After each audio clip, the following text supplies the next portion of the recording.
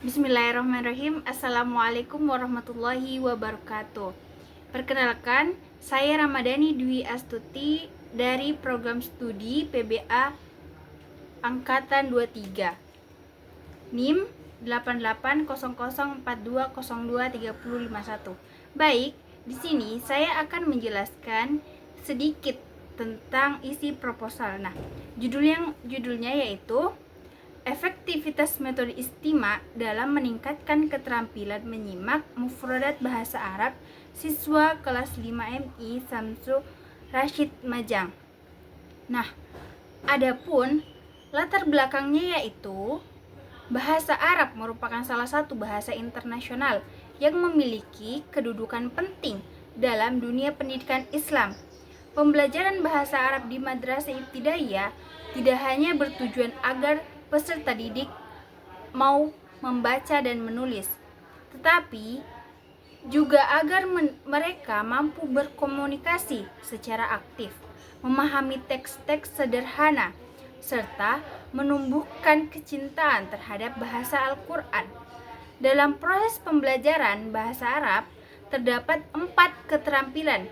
Yang pertama itu menyimak, yang kedua berbicara, yang ketiga membaca, dan yang terakhir itu menulis.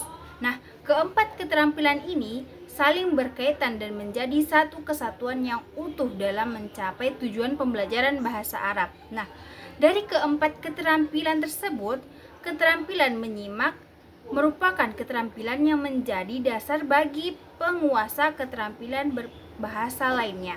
Nah, seseorang tidak akan mampu berbicara dengan baik tanpa memiliki kemampuan menyimak yang baik. Melalui kegiatan menyimak, peserta didik belajar mengenali bunyi, intonasi, kosakata, dan struktur bahasa Arab secara alami. Dengan demikian, kemampuan menyimak dengan baik akan berpengaruh langsung terhadap kemampuan memahami dan menggunakan bahasa Arab dalam konteks komunikasi. Nah, selanjutnya itu, namun kenyataannya keterampilan menyimak masih menjadi salah satu aspek yang kurang mendapat perhatian dalam pembelajaran bahasa Arab. Di tingkat madrasah ibtidaiyah, berdasarkan hasil observasi awal di MI Samsul Rashid Majang, terlihat bahwa sebagian besar siswa masih mengalami kesulitan dalam memahami makna kata yang didengar, mengenai mufradat, serta menghubungkan bunyi dengan arti. Hal ini disebabkan oleh beberapa faktor lainnya. Yang pertama itu, rendahnya interaksi latihan mendengar, kurangnya media pembelajaran audio yang menarik, serta metode pengajar yang masih berpusat pada guru dan belum memberikan ruang bagi siswa yang berlatih mendengarkan secara aktif. Nah, yang selanjutnya itu bagian B, identifikasi masalah. Nah, berdasarkan penelitian masalah ada meliputi 3. Yang pertama itu, siswa kelas 5 MI masih mengalami kesulitan dalam memahami dan mengingat mufradat bahasa Arab yang didengar.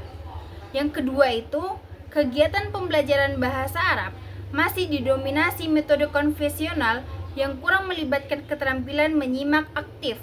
Yang terakhir itu, menggunakan metode istimak belum dioptimalkan dalam pembelajaran bahasa Arab. Baik, selanjutnya itu bagian C, batasan masalah. Nah, penelitian ini hanya difokuskan pada penerapan metode istimak dalam pembelajaran bahasa Arab di kelas 5. Keterampilan berbahasa Arab yang diteliti dibatasi pada keterampilan menyimak, khususnya dalam memahami mufradat. Faktor lain seperti kemampuan berbicara, membaca, dan menulis tidak menjadi fokus dalam penelitian ini. Nah, bagian D yaitu rumusan masalah ada 2. Yang pertama itu, bagaimana penerapan metode istimak dalam pembelajaran bahasa Arab di kelas 5 MI Samsul Rashid Majang. Yang terakhir itu, bagaimana tingkat keterampilan menyimak mufradat bahasa Arab siswa sebelum dan sesudah penerapan metode istimak. Dan yang terakhir itu bagian E, tujuan dan manfaat penelitian. Nah, berdasarkan rumusan masalah di atas, maka tujuan dan manfaat penelitian ini adalah sebagai berikut. Yang pertama itu tujuannya. Nah, mendeskripsikan penerapan metode istimewa dalam pembelajaran bahasa Arab. Yang kedua itu mengukur peningkatan keterampilan menyimak mufrodat siswa setelah penerapan metode istimewa. Nah, selanjutnya untuk menganalisis peningkatan hasil belajar keterampilan menyimak mufrodat setelah penerapan metode istimewa.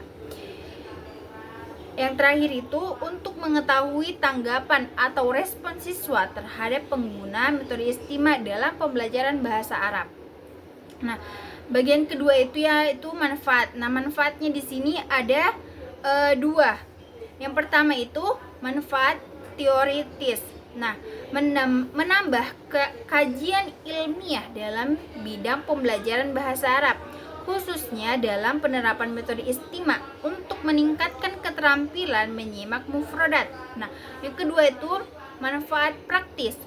Nah, yang pertama itu bagi guru sebagai masukan dalam memilih strategi pembelajaran bahasa Arab yang efektif. Kedua itu bagi siswa membantu meningkatkan kemampuan menyimak kosakata bahasa Arab secara lebih menarik dan bermakna. Dan yang terakhir itu bagi sekolah sebagai bahan evaluasi efektivitas metode pembelajaran yang telah diterapkan. Baik, itulah tadi pemaparan dari saya. Sekian, assalamualaikum warahmatullahi wabarakatuh.